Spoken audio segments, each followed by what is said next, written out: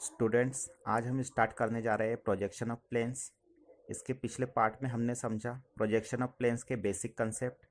इस पार्ट में हम उन कंसेप्ट को अप्लाई करेंगे। जिन्होंने पिछली वीडियो नहीं देखी है वे देख ले, ताकि इस पार्ट में ड्राइंग को ठीक से समझ सके। तो शुरू करने से पहले कुछ 3D व्यू में समझ ले कि प्रोजेक्शन कैसे बनता है। तो इस स्लाइड में एक पिक्चर है जिसमें आप 3D व्यू की मदद से समझ सकते हैं किसी ऑब्जेक्ट का प्रोजेक्शन क्या हो सकता है। इसमें लेफ्ट हैंड साइड में ऑब्जेक्ट का 3D व्यू देख सकते हैं और राइट हैंड साइड में उसी ऑब्जेक्ट का प्रोजेक्शन हम देख सकते हैं, जिसमें उसके फ्रंट व्यू और टॉप व्यू दिखाई दे रहे हैं। इसमें दो ऑब्जेक्ट दिए गए हैं, ट्रायंगल और स्क्वायर। यदि हम ट्रायंगल के प्रोजेक्शन की बात करें तो इसका ट्रू शेप, मतलब इसका एक्चुअल शेप हम फ्रंट व्यू में देख पा रहे हैं, जबकि टॉप व्यू में सिर्फ एक लाइन रेफरेंस लाइन के नीचे देख पा रहे हैं। वही स्क्वायर की बात करें तो यह ऐसी कंडीशन में है जिसका ट्रू शेप हमें टॉप में दिखाई दे रहा है, जबकि फ्रंट व्यू में सिर्फ एक लाइन दिखाई दे रही है।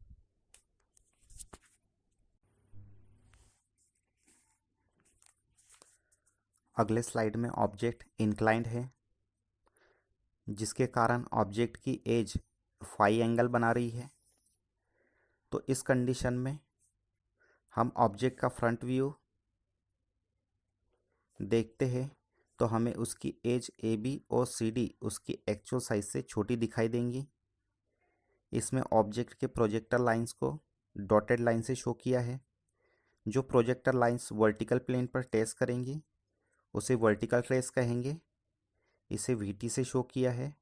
और जो लाइंस एच पी पर ट्रेस करेंगी उन्हें हॉरिजेंटल ट्रेस कहेंगे, इसे एच टी से शो किया है।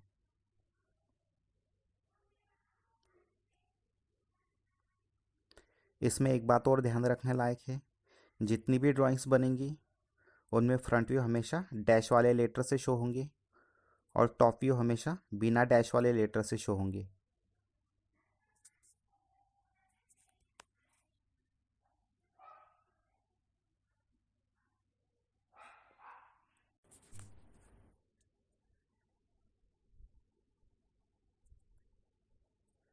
इस स्लाइड में भी कंसेप्ट सेम है, जिसमें हम ऑब्जेक्ट का फ्रंट व्यू और टॉप व्यू देख पा रहे हैं। और 12.5 वाले फिगर में अभी तक हमने समझे हुए सभी व्यूज़ को एक ही रेफरेंस लाइन पर ड्रॉ किया है। आप इसे देखकर 3D व्यू इमेजिन कर सकते हैं।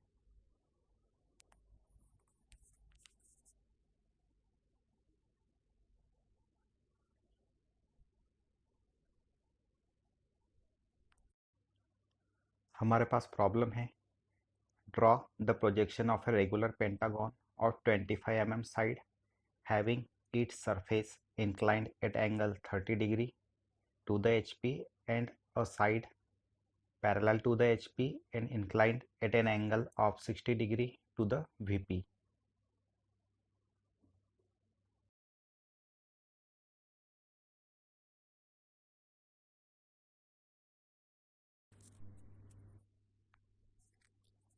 ओके, इसमें ऑब्जेक्ट है रेगुलर पेंटागन।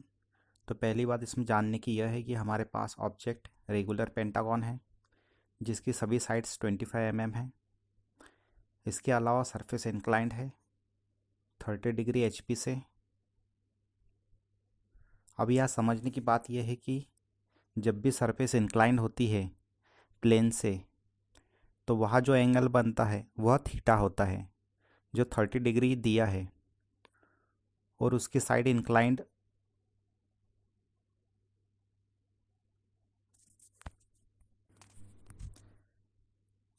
है 60 डिग्री VP से और पैरेलल है HP से।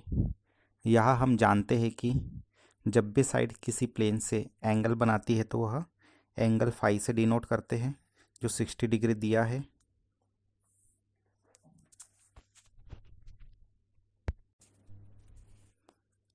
हम प्रॉब्लम को 3 स्टेप में ड्रॉ करेंगे। हमारी फर्स्ट स्टेप है एज्यूम इनिशियल पोजीशन, उसके बाद कंसीडर एज इंक्लिनेशन, और थर्ड है consider as inclination.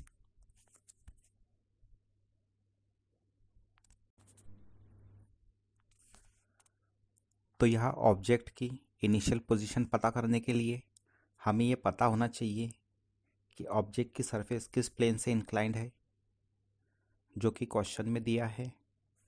Surface 30 degree inclined है एचपी से। इस स्थिति में ऑब्जेक्ट का ट्रू शेप हमें टॉप व्यू में दिखाई देगा। सो यहाँ हम ऑब्जेक्ट को कंसिडर करेंगे कि वह एचपी में है। उसका टॉप व्यू हम ड्रॉ करेंगे, जिसका फ्रंट व्यू हमें रेफरेंस लाइन पर मिलेगा, क्योंकि हमने फर्स्ट स्टेप में माना है कि ऑब्जेक्ट एचपी में है।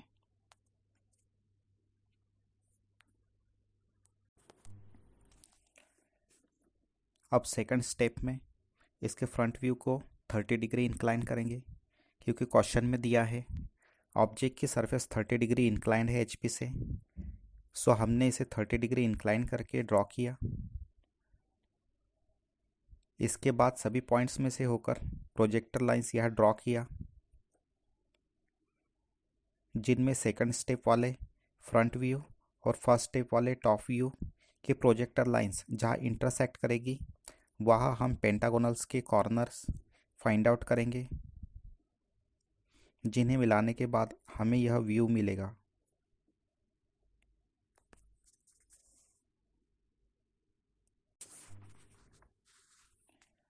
अब थर्ड स्टेप में हम एज या साइड से बने एंगल को ड्रॉ करते हैं।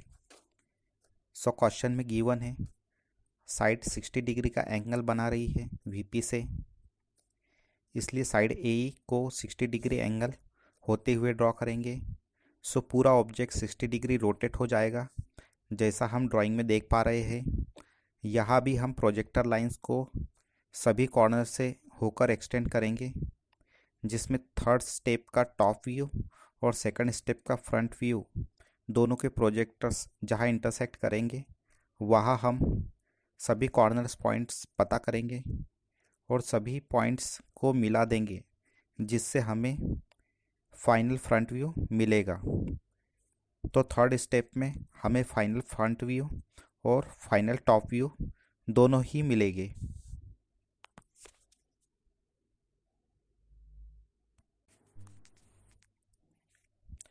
यहाँ पेंसिल्स का यूज़ भी इम्पॉर्टेंट होगा। वैसे पेंसिल्स का यूज़ हम क्लासरूम में देख चुके हैं, फिर भी यहाँ बता दूँ कि मेन ऑब्जेक्ट डार्क पेंसिल से ड्रॉ करेंगे और बाकी सारा कंस्ट्रक्शन लाइट पेंसिल से ड्रॉ होगा।